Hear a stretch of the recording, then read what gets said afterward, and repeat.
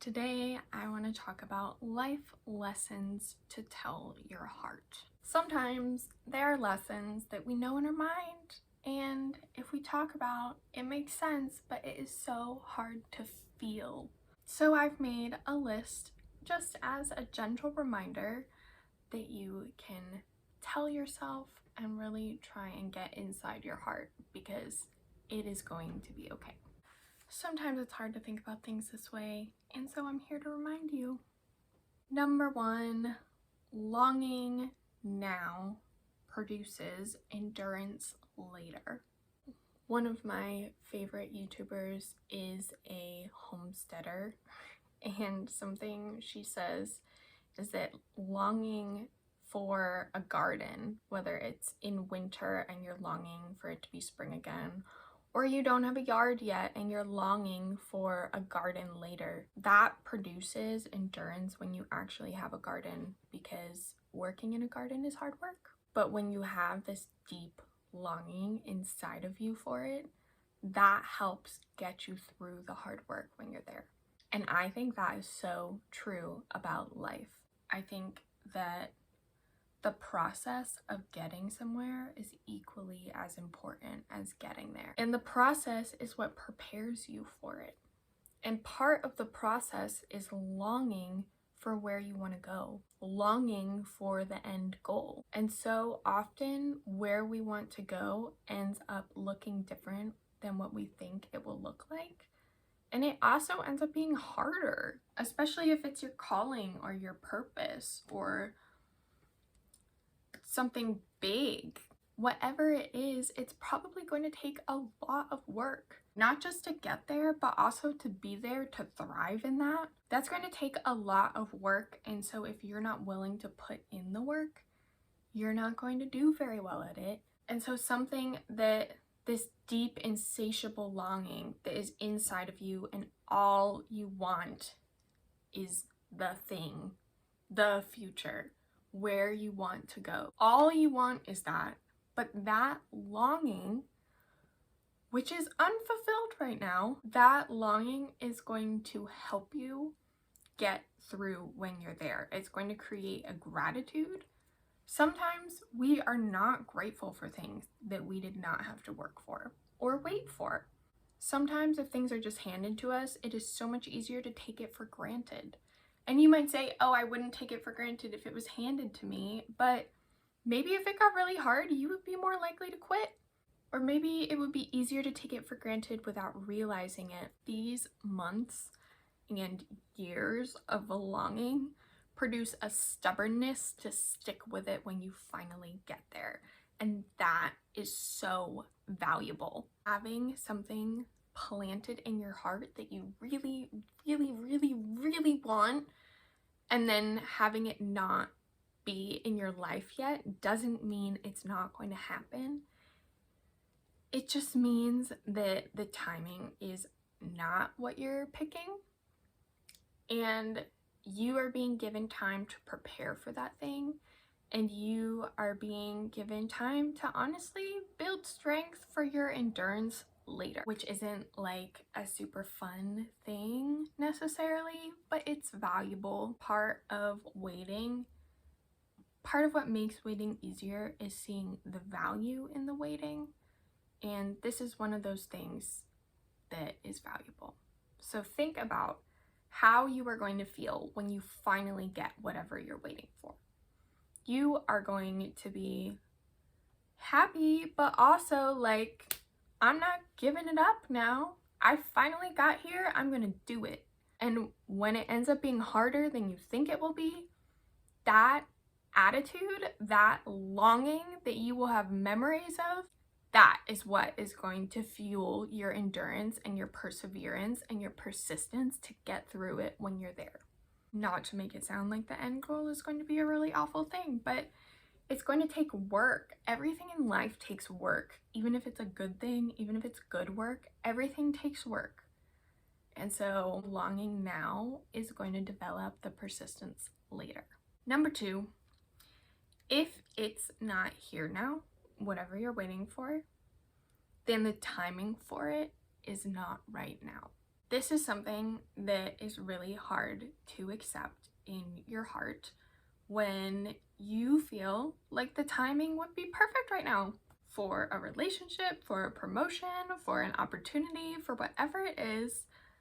Ultimately, we can make decisions and choose some things, some timing of some things, but ultimately, we're not in charge of the timing of our lives. There are so many external factors that are totally out of our control that decide timing. And that doesn't mean that it's never coming. It just means that it's not now.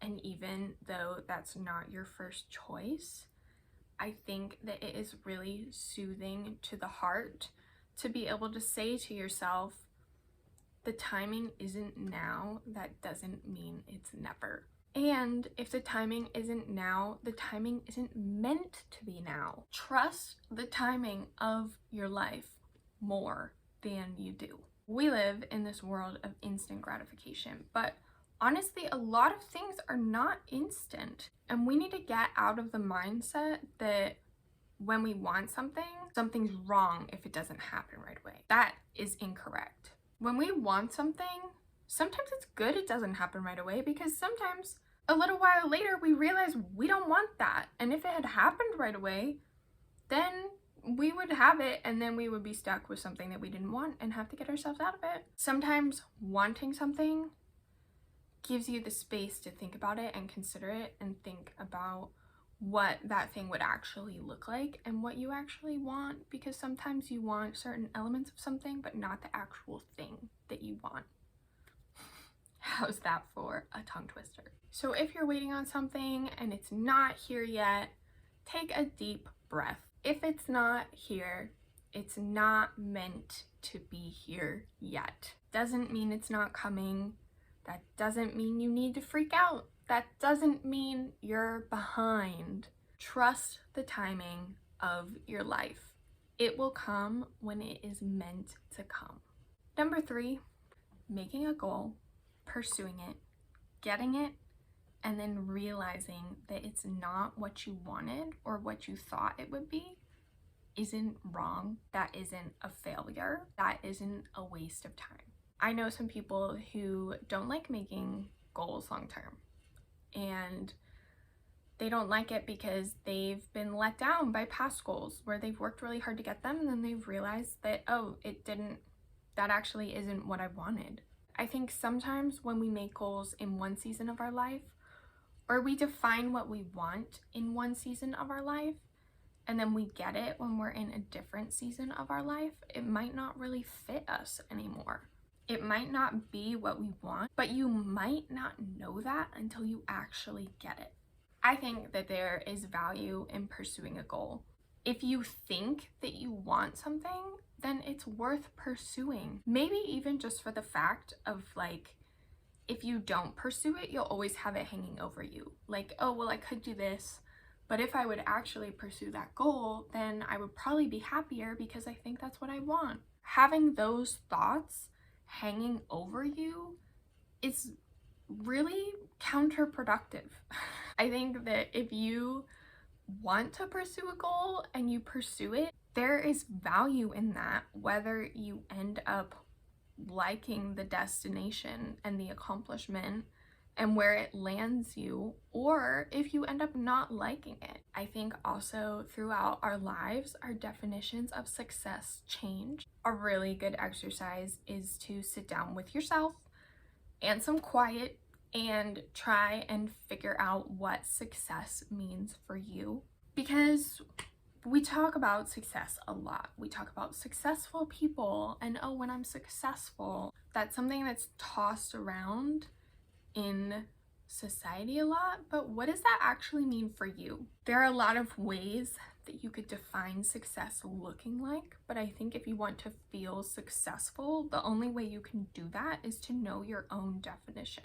Because if you let other people define that for you, they will. And so if you want to feel fulfilled, you need to figure out what will actually make you feel fulfilled. What are the things that you actually want to be successful at to feel successful? News, cast, money does not equal happiness. And so if you want happiness and in your mind you're looking at all of these rich people who look happy, and in your brain you're equating having lots of money with being happy, and then you get lots of money and you get there, you might look successful on the outside, be able to list the ways that you have been successful, but feel really unhappy and empty inside. So sitting down with yourself to figure out what are the things that you actually care about for yourself, what are the things that you actually want to be successful in, that is really valuable.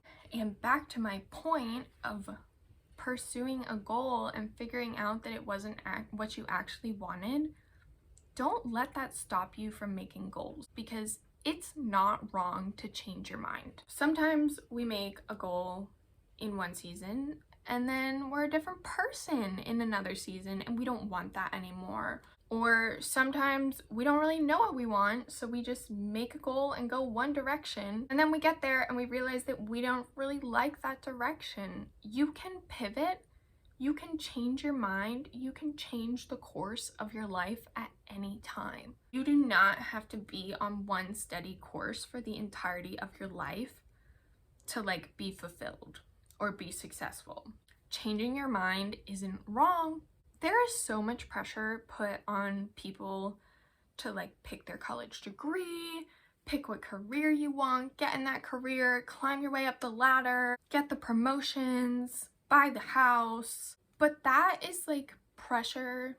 I think the heart behind that pressure is that people want you to have a good life. Like everyone wants to have a good life, and a lot of people are seeking like steadiness and security, and none of that is wrong. But also, you can still have a good life and have security and steadiness even if you end up pivoting, even if you end up deciding that you don't want to do something, because you don't have to know when you're 18 what you want to do with the rest of your life. You don't have to know when you're 22 what you want to do with the rest of your life.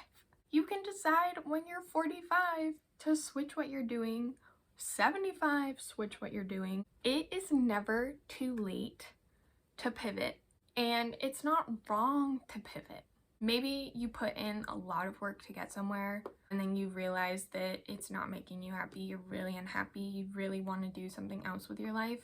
All of that time you spent still grew you as a person. You gained skills that are valuable and that are transferable, even if they're not like the exact same.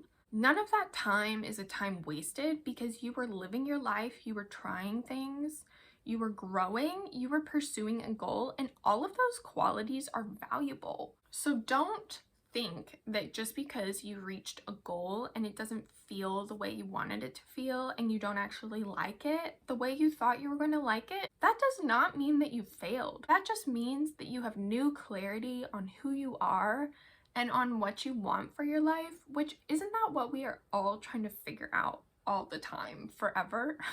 So don't be discouraged by figuring something out that you don't like. Even if you took the long way around to get there, it's not wasted. And knowing what you don't like is almost equally as important as knowing what you do. And sometimes the only way you can know is to actually get it and then see what you actually think about when you get it. So don't let changing your mind about what you want discourage you. It is never too late. Thanks for hanging out. I'll see you in the next one.